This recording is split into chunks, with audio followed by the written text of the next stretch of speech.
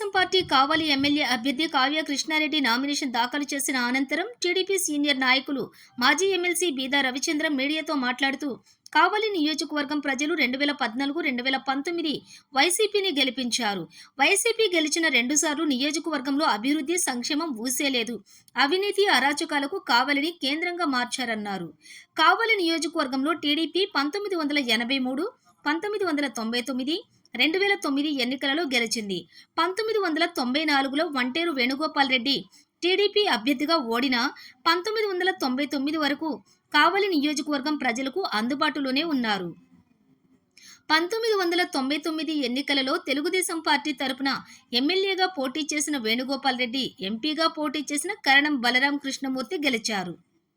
2014లో TDP అభ్యర్థులు ఓడిపోయినా 5 సంవత్సరాల పాటు రోడ్లు, డ్రైనేజీ వ్యవస్థ, త్రాగునీటి వసతి, గృహ నిర్మాణాలతో పాటు మున్సిపాలిటీ అభివృద్ధిలో రాజీ పడలేదు. టీడీపీ హయాంలోనే కావలి నియోజకవర్గంలో పరిశ్రమలతో పాటు ఎయిర్పోర్ట్ వచ్చింది. కావలి నియోజకవర్గంను తెలుగుదేశం ప్రభుత్వం ఎంత అభివృద్ధి చేసిందో నియోజకవర్గ ప్రజలకు తెలుసు.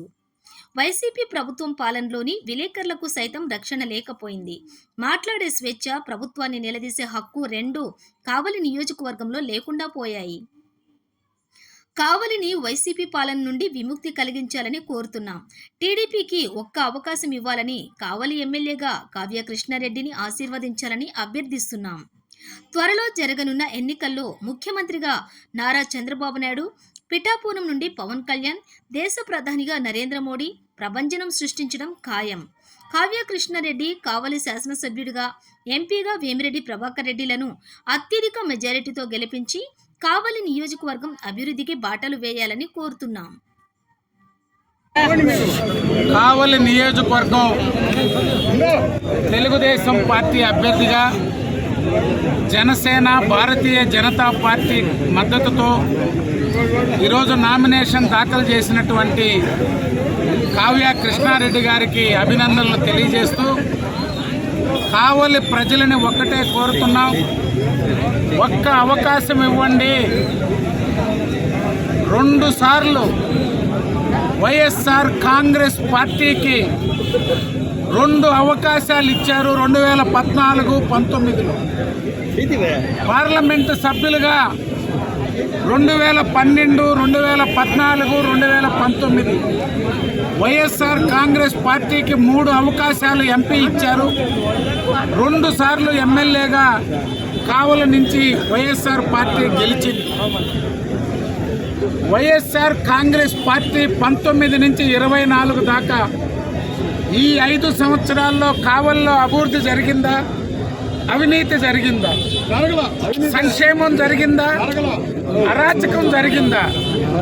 ఒక్కటే మీరు గుర్తుంచుకోండి, తెలుగుదేశం పార్టీ ఎప్పుడు గెలిచినా 83, 99, 2009 3 సార్లు తెలుగుదేశం పార్టీ ఎమ్మెల్యేలు ఉంటే 2 దివంగతులైనారు. వెంగళరావు గారు, ఎంఏ నారాయణ గారు.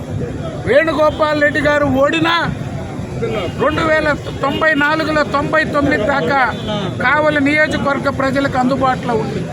99లో తెలుగుదేశం ఎమ్మెల్యేగా వేణుగోపాల్ రెడ్డి గారు, ఎంపీగా కరణం బలరాం కృష్ణమూర్తి గారు గెలిస్తే ఈ కావలి పట్టణానికి, ఈ నియోజకవర్గానికి తెలుగుదేశం పార్టీ ఏ విధంగా అభివృద్ధి చేసిందో, 2014లో ఎమ్మెల్యే, ఎంపీ ఓడిపోయినా 5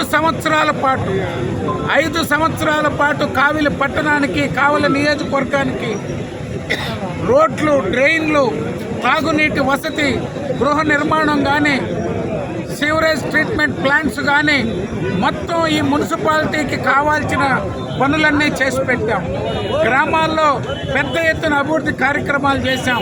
పరిశ్రమలు తీసుకొచ్చాం, ఎయిర్పోర్ట్ తీసుకొచ్చాం, హార్బర్ తీసుకొచ్చాం. మొత్తం ఎక్కడ కూడా ఏ లోటు లేకుండా చేశాం. 5 సంవత్సరాల కాలంలో ఏం జరిగిందో, ఏ టీ బంకును అడిగినా, ఏ బట్టల షాప్ అడిగినా, ఏ మందుల షాప్ అడిగినా, ఏ హాస్పిటల్ దగ్గర పోయినా, ఏ ప్రభుత్వ కార్యాలయం పోయినా, ఆఖరాకి విలేకరులకు కూడా రక్షణ లేని పట్టణం ఏదంటే కావలి పట్టణం. మాట్లాడే స్వేచ్ఛ లేని పట్టణం ఏదంటే కావలి పట్టణం. ఒక ప్రభుత్వాన్ని నిలదీసే అవకాశం లేని పట్టణం ఏదంటే కావలి పట్టణం. ఈరోజు చెప్తున్నాం, తెలుగుదేశం పార్టీకు అవకాశం ఇవ్వండి. కావ్య కృష్ణారెడ్డి గారు ఎమ్మెల్యేగా ఆశీర్వదించండి. కావలి నియోజకవర్గాన్ని ఏదైతే ప్రజల ఆకాంక్షల మేరకు చంద్రబాబు నాయుడు గారు ముఖ్యమంత్రి కావడం ఖాయం, మోడీ గారు ప్రధానమంత్రి కావడం ఖాయం. వారిద్దరితో పాటుగా పవన్ కళ్యాణ్ గారు ముగ్గురి నాయకత్వంలో కృష్ణారెడ్డి గారు శాసనసభ్యుడిగా, వేమిరెడ్డి ప్రభాకర్ రెడ్డి గారు ఎంపీగా ఈ నియోజకవర్గ సమస్యలన్నీ తీర్చేందుకు, అభివృద్ధి చేసేందుకు కావలి ప్రజల్ని అవకాశం ఇవ్వమని, ఆశీర్వదించమివ్వమని ఈ సందర్భంగా కోరుకుంటున్నాను.